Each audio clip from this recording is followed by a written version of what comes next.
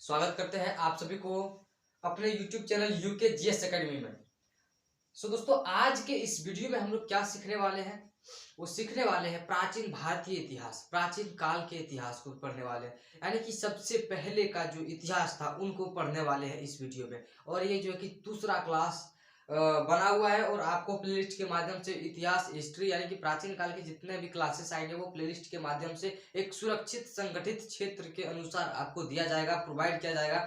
तो आप वहां से सुरक्षित एक एक क्लास, एक एक पॉइंट्स को समझते हुए अपने चीजों को और रेगुलर करते हुए चीजों को समझते हुए चलना है, तो आपकी जो है कि वो तैयारी बेस्ट होगी, ये हम आपको आश्वासन देते हैं, ठीक है ना। तो आज से एक क्लास है, इस क्लास का नाम है क्या, प्राचीन काल के प्रमुख जो कि फैक्ट्स थे वो हम लोग पढ़ लिए थे।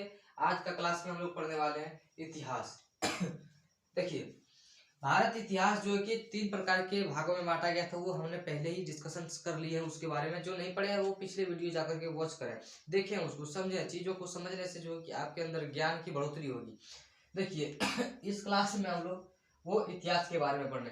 तो इतिहास के कितने क्षेत्र हैं, कितने वर्गों में बांटा गया है, कितने क्षेत्र है, तो ये इसको देखेंगे। सबसे पहले प्रागैतिहासिक काल, 1 नंबर में इतिहास को 3 टुकड़ों में बांटा गया है। प्राचीन काल के अंदर इतिहास को 3 टुकड़ों में बांटा गया। प्राचीन काल के अंदर जो कि इतिहास को 3 टुकड़ों यानी कि 3 क्षेत्र में बांटा गया है।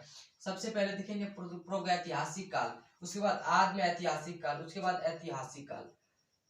सबसे पहले क्या होगा, प्रागैतिहासिक काल, आद्य ऐतिहासिक काल और ऐतिहासिक काल। सबसे पहले क्या होगा, प्रागैतिहासिक काल, आद्य ऐतिहासिक काल और ऐतिहासिक काल।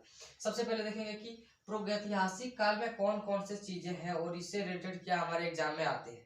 देखिए, लिखित स्रोत में जो है कि प्रागैतिहासिक काल में जो कि एक ऐसा जो है कि था क्षेत्र है जहाँ की लिखित स्रोत नहीं है। यहाँ ना लिखित स्रोत है, ना कोई अन्य चीजें है। यानी कि यहाँ मानव का उतना अधिक विकास नहीं हो पाया था, मानवों का यानी कि मनुष्यों का जो है कि उतना विकास नहीं हो पाया था। ये प्रागैतिहासिक काल है, यानी कि जो है कि सबसे स्टोन एज, पाषाण काल भी इसे कहा जाता है। इसे क्या कहा जाता है दोस्तों, स्टोन एज यानी कि पाषाण काल।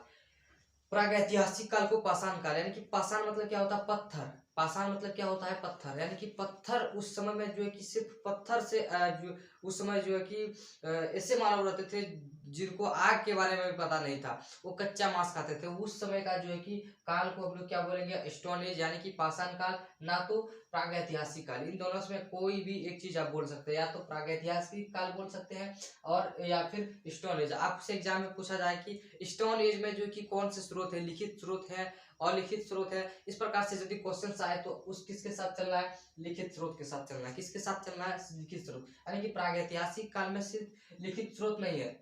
क्या है कि इसमें कोई लिखित स्रोत नहीं है, ना ही कोई पढ़ा है, ना ही कोई लिखा है इसके बारे में। प्रागैतिहासिक काल के बारे में ना ही कोई पढ़ा है और ना ही कोई लिखा है। तो यहाँ से हमारा एक पॉइंट क्लियर हो गया, प्रागैतिहासिक काल हो गया। अब चलेंगे आद्य ऐतिहासिक काल के बारे में। देखिए, आद्य ऐतिहासिक काल में क्या होता है कि इसमें लिखित स्रोत है, ऐसा नहीं कि लिखित स्रोत, यानी कि आदि मानवों ने जो कि इस जो कि इस वाले शेड्यूल में देखेंगे कि ऐतिहासिक काल में जो कि इसमें लिखित स्रोत है, यानी कि पुराने जो आदि मानव थे उन्होंने कुछ कुछ ऐसे ऐसे चीजों को जो है कि लेख लिखा था, स्तंभ लेख हो या फिर शिलालेख, इस माध्यम से जो कि वो चीजों को, कुछ कुछ वर्ड्स को, कोई कोई जो चीज थी जो वो पढ़ सकते थे वही पढ़ सकते, ना कि हमारी इस प्रजाति पढ़ सकते हैं, अभी की जनरेशन पढ़ सकती है। पहले की जनरेशन में क्या होता था कि आद्य ऐतिहासिक काल में लिखित तो स्रोत था लेकिन कोई व्यक्ति उसको पढ़ नहीं पाया था। क्या हुआ था कि लिखित तो स्रोत था लेकिन कोई पढ़ नहीं पाया था। हो गया क्लियर, लिखित स्रोत है लेकिन पढ़ा नहीं जा सकता और कोई पढ़ नहीं था। और इसी में जो कि सिंधु घाटी सभ्यता का उल्लेख है।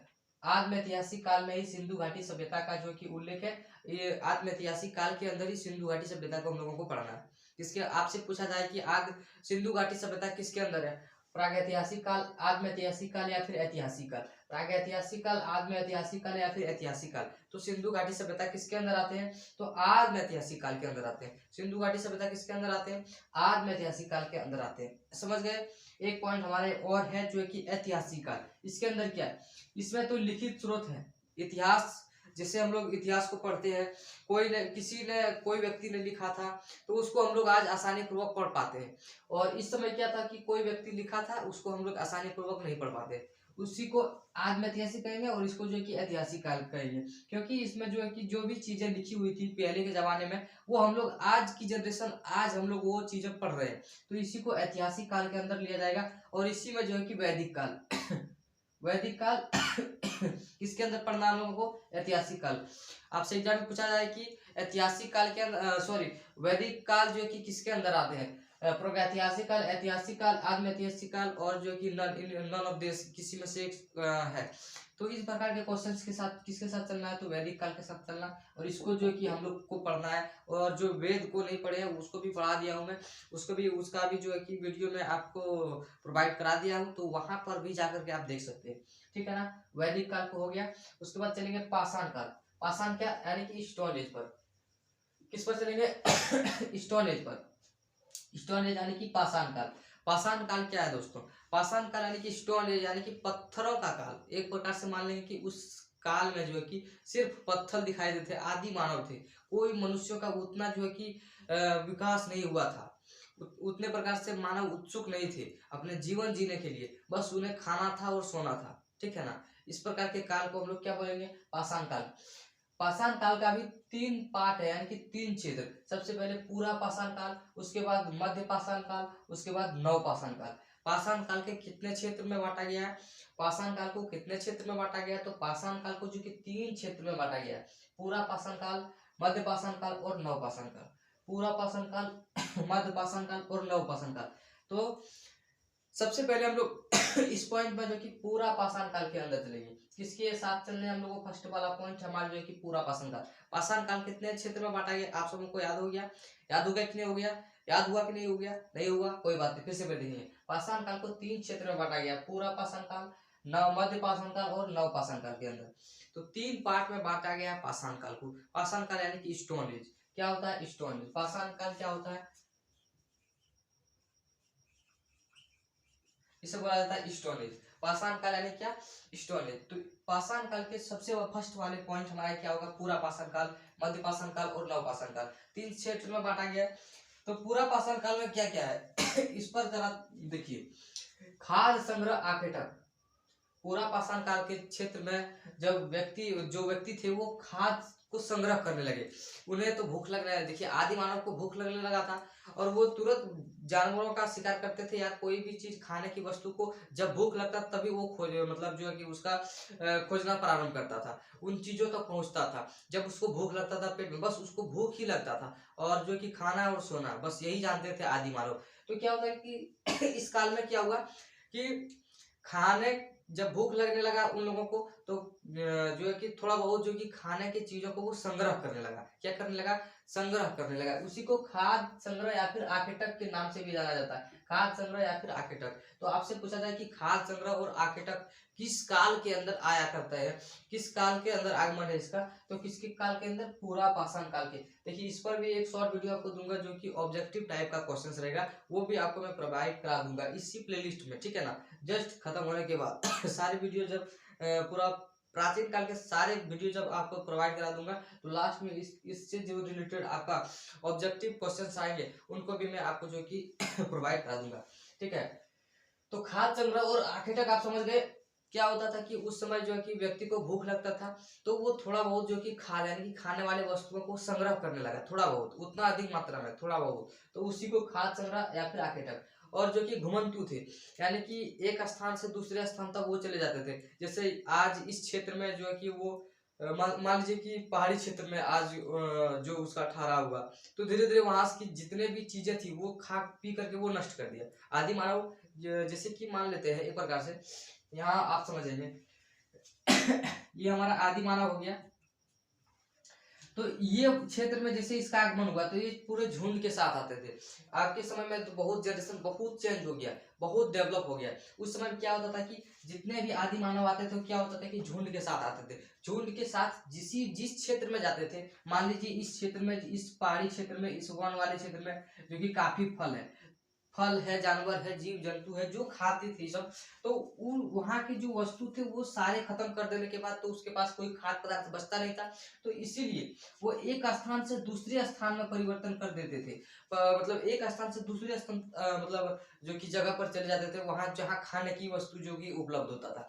बस इसी को बोला जाता है घुमंतु, यानी कि एक स्थान से दूसरे स्थान तक ये जाते रहते थे, जाते आते जाते आते जाते आते, समझ गए। इसी प्रकार से इसका जो जीवनचर्या दिनचर्या इसी प्रकार ढलता था। अब चलेंगे नेक्स्ट पॉइंट पर कि थोड़ा बहुत जो कि सॉरी थोड़ा बहुत जो कि औजार वो पत्थर के बनाने लगे। पत्थर के औजार, जैसे एक पत्थर से एक पत्थर टुकड़ा लगा तो इससे क्या हुआ, चिंगारी निकला। तो चिंगारी निकलने से जो कि वन में आग लग गया।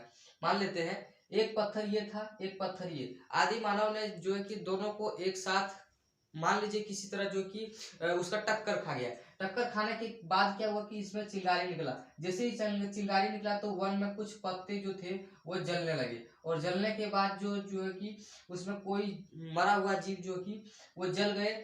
तो क्या हुआ, उसका मांस पक गया, और उसको जब आदि मानव खाने लगे तो उसका स्वाद में थोड़ा परिवर्तन हुआ। तो स्वाद में जैसे ही परिवर्तन होगा तो उनको खाने में अच्छा लगा, तो ये बार बार जो है कि वो पत्थरों से आग निकाल करके भोजन को पकाने लगे।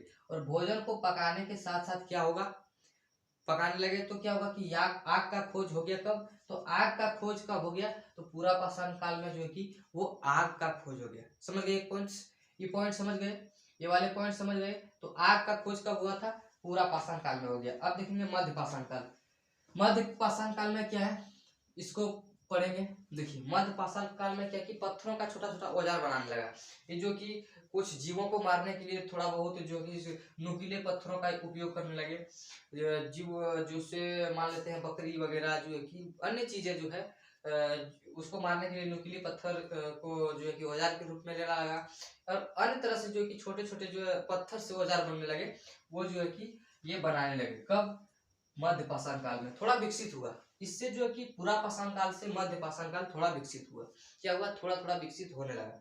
थोड़ा विकसित हुआ क्या कि ये पत्थरों का औजार बनाने लगा। भीमबेटका, यानी कि आदि मानव, भीमबेटका मतलब क्या होता है कि आदि मानव एक ही जो कि समूह से छोड़ करके, यानी कि दूसरे दूसरे क्षेत्र में 5 लोग 10 लोग इस प्रकार से जो कि छोटा छोटा परिवार जैसा बनने लगा।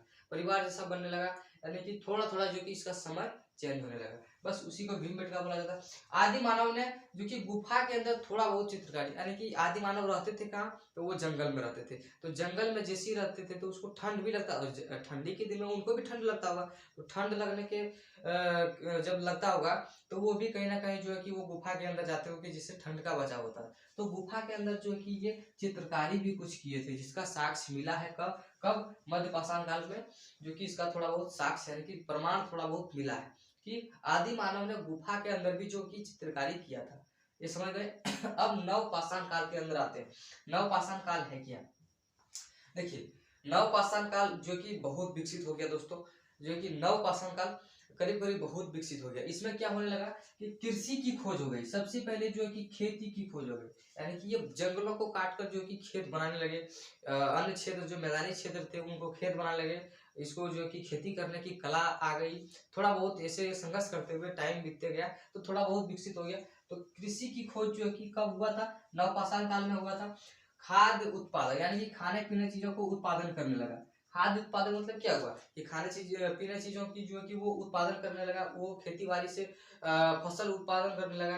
तो इस प्रकार से जो है कि खाद्य पदार्थ का उत्पादन जो है कि कब हुआ था, तो नवपाषाण काल के अंदर ही हुआ था। बस्ती का निर्माण, इसमें देखिए वही तो बोले, थोड़ा बहुत आदमी जो झुंड से छूट करके थोड़ा बहुत जो कि यहाँ वहां जाने लगे, तो क्या हुआ कि उससे जो कि बच्चा पैदा हुआ तो धीरे धीरे विकसित होने लगे, और जो है कि जनसंख्या में भी वृद्धि होने लगा। जिसके कारण क्या हुआ कि एक जगह पर जो है कि बस्ती का भी निर्माण होने लगा। जगह जगह पर जो है कि बस्ती का निर्माण, बस्ती मतलब क्या होता है, गांव, गांव घर का धीरे धीरे निर्माण होने लगा। बस इसी प्रकार से जो है कि आपसे एग्जाम में पूछा जाए कि बस्ती का निर्माण किस काल में है, तो वो नवपाषाण काल में है। बस्ती का निर्माण किस काल में है, तो वो नवपाषाण काल में है। अब देखिए पशुपालन, यानी कि जो कि नवपाषाण काल में मानव जो है कि वो पशुओं का भी पालन करने लगा। जैसे पालतू पशु गाय हो गया, कुत्ते हो गया, तो इस प्रकार के जो है कि पालतू जानवर को ये पालने लगा। सुअर हो गया, मुर्गी हो गया, ये पशु पक्षियों का भी जो ये है इनको भी पालने लगा। तो पशुपालन किसके अंदर आ जाएंगे, तो नवपाषाण काल के अंदर आ जाएंगे। पहिए की खोज, सबसे मेन बात यह है पहिए की खोज कब हुई थी। आपसे एक जगह पूछा जाए कि पहिए की खोज कब हुई थी, तो पहिए की खोज जो है कि नवपाषाण काल के अंदर हुआ, यानी कि जब आदि मानव जो है कि वो पशुपालन करने लगे तो बैलों से जो है कि वो बैल रखते थे, तो बैल से क्या हुआ कि ये पहिए का निर्माण किया। पहिए का निर्माण किया तो ये जो है कि बैल को उसमें लगा करके एक स्थान से दूसरे स्थान तक वस्तुओं को आदान प्रदान करने लगे। तो आपसे पूछा जाए कि पहिए का निर्माण या फिर पहिए की खोज कब की गई थी, तो वो नवपाषाण काल में की गई थी। समझ गए। अब देखेंगे चरांद, एक जिला का नाम है जो कि सारण जिला में है, तो ये चरांद है, ठीक है ना। तो इस प्रकार से जो है कि हम लोगों ने आज इतिहास में जो कि प्रागैतिहासिक काल, जो कि ऐतिहासिक काल, आद्य ऐतिहासिक काल, पाषाण काल, पूरा पाषाण काल, नवपाषाण काल, मध्य पाषाण के काल का के बारे में पढ़े। तो अगले वीडियो हमारा जो आएगा वो किस पर आएगा, उस पर आ जाएगा, किस पर आ जाएगा, जो कि पाषाण काल पढ़ लिए, ऐतिहासिक काल पर आएगा, या फिर जो कि आद्य ऐतिहासिक काल या फिर ऐतिहासिक काल पर आना है। तो मिलते हैं अगली वीडियो में, तब तक के लिए जय हिंद जय भारत। यदि वीडियो पसंद आए तो इसको लाइक करके जाइएगा, और अच्छा लगे तो दोस्तों को भी शेयर कीजिए, ताकि उनको भी ये बेनिफिट मिल सके, वो भी फ्री में कुछ पढ़ सके, ठीक है ना।